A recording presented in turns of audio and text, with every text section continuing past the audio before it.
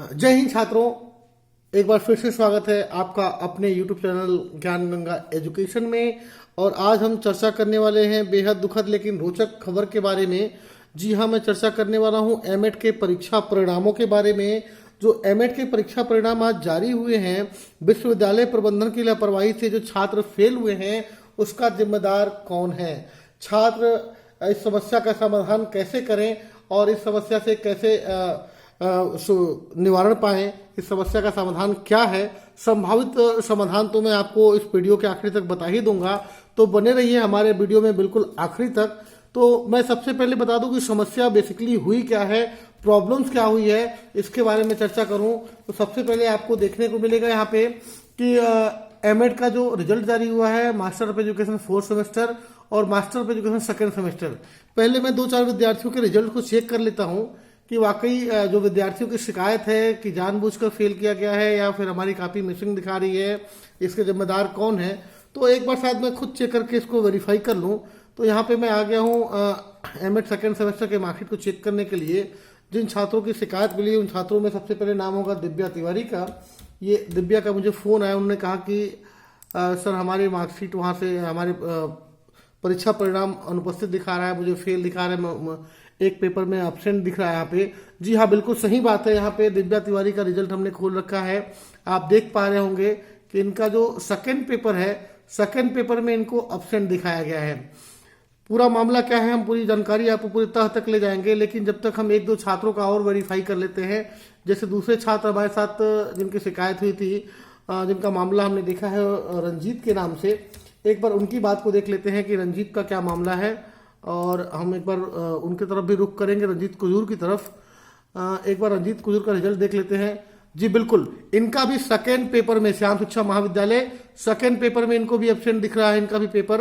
यानी कहीं ना कहीं विश्वविद्यालय प्रबंधन से चूक हुई है। और कहाँ चूक हुई है, जो संभावित जानकारी मेरे पास है मैं अपडेट करूंगा आप सभी को। तो इसके अलावा श्याम शिक्षा महाविद्यालय के अलावा 1-2 परिणाम मैं चाहूंगा और भी देख लें।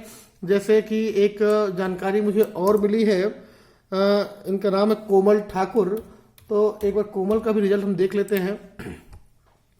तो ये कोमल ठाकुर के नाम से एक रिजल्ट हमें जानकारी मिली थी। इनके में भी देखिए, आप देख पा रहे होंगे 2nd पेपर ही, यानी कि जितने भी छात्र एब्सेंट दिख रहे हैं 2nd सेमेस्टर में, उनके 2nd पेपर को ही एब्सेंट दिखाया गया है। 2nd पेपर की कॉपी इनकी नहीं मिली है या विश्वविद्यालय के हिसाब से उनकी कॉपी जमा नहीं हुई है। तो अब मैं बताऊं पूरा मामला कि द्वितीय सेमेस्टर के परीक्षा प्रणाली में विश्वविद्यालय के निर्देशानुसार ऑनलाइन परीक्षा प्रणाली का आयोजन किया गया था। इस ऑनलाइन परीक्षा प्रणाली में सभी छात्रों को अपने उत्तर पुस्तिका घर से लिखकर 2 प्रारूपों में जमा करने का निर्देश दिया गया था। पहला प्रारूप की जो छात्र नजदीक है, लोकल के हैं, वो स्वयं उपस्थित होकर महाविद्यालय में जमा कर सकते हैं। और दूसरा प्रारूप था कि जो छात्र दूर हैं या अपने महाविद्यालय से नजदीक में नहीं है या उनको कोविड है या उनके परिवार में किसी को कोरोना हुआ है, ऐसे सभी छात्र स्पीड पोस्ट के माध्यम से अपनी उत्तर पुस्तिका महाविद्यालय को भेजेंगे। देखिए एक और बात आ गई यहाँ पे पूनम कुमारी का, इनका भी 2nd पेपर ही एब्सेंट दिखा रहा है। हाँ, तो मैं वापस आता हूँ अपनी बातों पे। निर्देश दिया गया था कि जो छात्र दूर से है या विद्यालय से काफ़ी दूर है, वो कोरोना पीड़ित हैं या उनके परिवार में किसी को कोरोना हुआ है, ऐसे छात्र अपने घर से ही उत्तर पुस्तिका लिख कर स्पीड पोस्ट के माध्यम से अपनी उत्तर पुस्तिका को महाविद्यालय भेजेंगे। और महाविद्यालय को निर्देश दिया गया था कि महाविद्यालय उन उत्तर पुस्तिकाओं को, उन लिफाफों को बिल्कुल नहीं खोलेंगे। बंद सील लिफाफे ही महाविद्यालय द्वारा विश्वविद्यालय को समय सीमा के अंदर जमा करने का निर्देश दिया गया था। सभी महाविद्यालयों ने बिना लिफाफा खोले उत्तर पुस्तिका को विश्वविद्यालय में जमा कर दिया। अब ये विश्वविद्यालय प्रबंधन की जिम्मेदारी बनती है कि लिफाफे को ठीक से खोल के और सभी विषयों की जांच कराई जाए।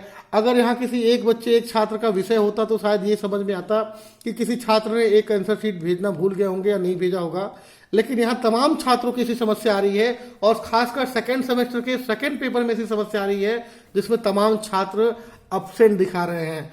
तो इस बात से कहीं ना कहीं स्पष्ट होता है कि विश्वविद्यालय प्रबंधन से कहीं ना कहीं चूक हुई है, कुछ गड़बड़ी हुई है। या तो हो सकता है कि ये 2nd पेपर का बंच चेक ना हुआ हो या कहीं मिस हैंडलिंग के कारण कहीं अन्य जगह रख दिया गया हो, या कुल मिला के ये बच्चों की काफ़ी जांच नहीं हो पाई है।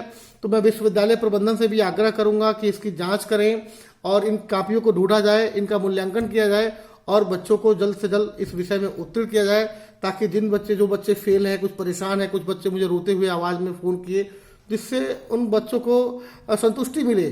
तो मैं सभी छात्रों को भी निर्देश दूंगा कि छात्र एक आवेदन लिख के तुरंत विश्वविद्यालय के पास पहुंचे।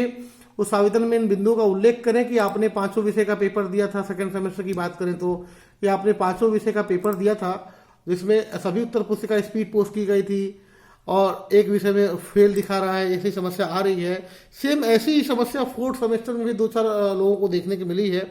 जैसे एक छात्र का नाम मैं यहाँ टाइप कर रहा हूँ, जयंती, ये 4th सेमेस्टर के छात्रा हैं। इन्होंने जयंती श्रीवास की बात करूं, इनका भी सेम वही पैटर्न है कि इन्होंने स्पीड पोस्ट के माध्यम से दिया था। इनका भी second paper pedagogy of science. जो 4th सेमेस्टर छात्र वाले छात्र हैं, उनका अधिकांश मेथड पेपर एब्सेंट दिखा रहा है।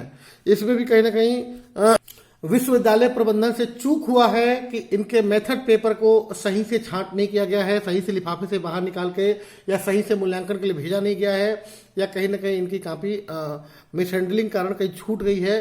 तो मैं पुनः विश्वविद्यालय प्रबंधन से आग्रह करूंगा कि सभी छात्रों को जल्द से जल्द समस्याओं का समाधान किया जाए, जिससे ये छात्र सुकून की सांस ले सकें। ये छात्र अगर कहीं प्राइवेट में एडमिशन लेना चाह रहे थे, एमए 4th सेमेस्टर पास करने के बाद कुछ छात्र पीजी करना चाह रहे थे, लेकिन केवल उनके एक ऑप्शन के कारण ये छात्र प्रवेश नहीं ले पाएंगे।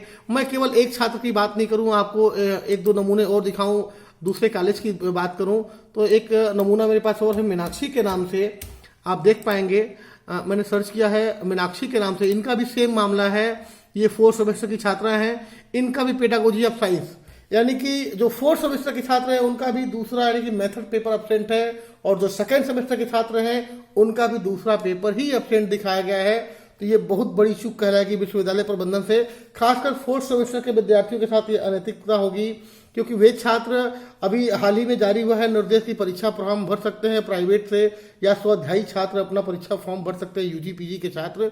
अब ये छात्र किसी भी पीजी विषय में फॉर्म नहीं भर पाएंगे, क्योंकि इनका परीक्षा परिणाम पूरा नहीं हो पाया है। तो मैं पुनः आखिरी बार आग्रह करूंगा विश्वविद्यालय प्रबंधन से कि शीघ्र इसकी जांच करे और इन बच्चों की समस्याओं का निवारण करे।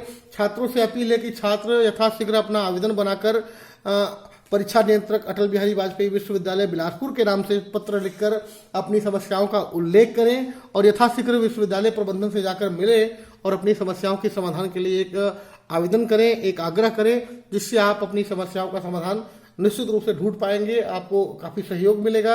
अधिक जानकारी के लिए मुझसे संपर्क कर सकते हैं इस नंबर पे, ताकि मैं अपनी जानकारी आप तक पहुंचाते रहूं। मिलते हैं अगले ही ऐसे रोचक वीडियो के साथ, तब तक के लिए जय हिंद।